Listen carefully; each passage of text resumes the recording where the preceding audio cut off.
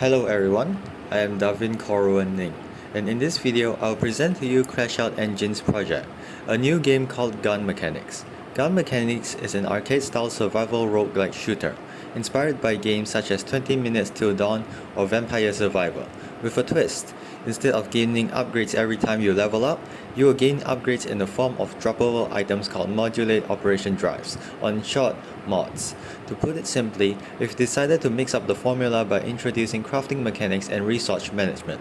Thus, instead of experience points, you will receive scrap metal when destroying enemy robots, which can be used to build sentry guns, in a fashion similar to the engineer building sentry guns in Team Fortress 2, although the top-down view would be more akin to those in Bloons Tower Defense 6.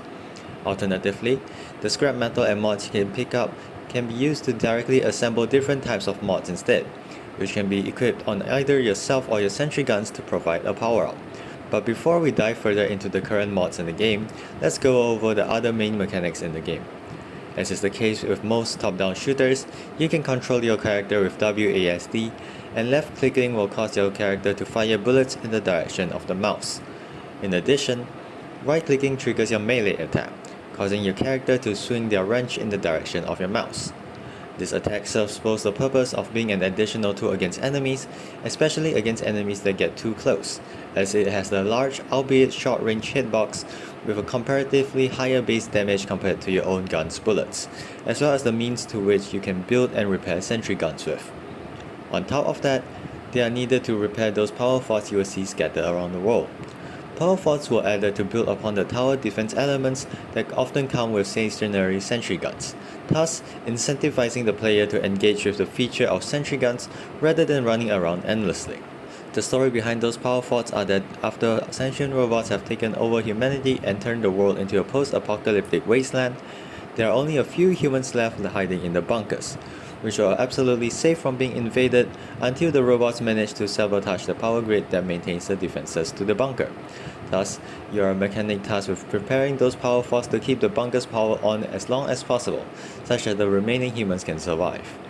Hence, every time you fix a power fault, power will be granted to you, as indicated by the bar in the top left-hand corner.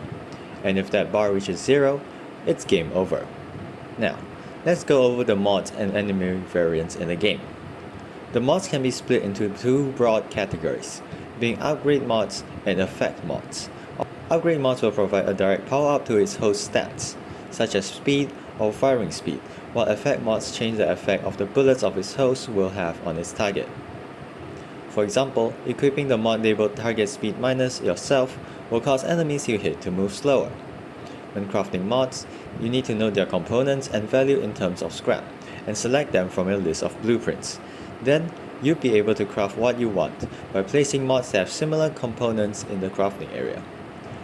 The enemy robots, however, can also come equipped with mods which provides them with power-ups, which leads to an endless variety of enemies to face off against, not to mention the different variants we have made ourselves, such as this one that explodes when near you, those that show up in packs, those that don't move and instead snipe you from a distance, or this one which is very large and moves towards you at a great speed.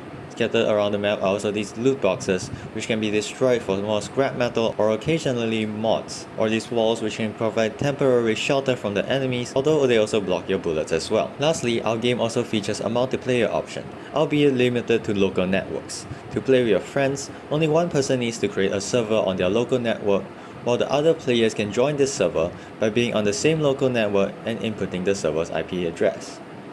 And that is all we have to show for our game. Thank you and have fun.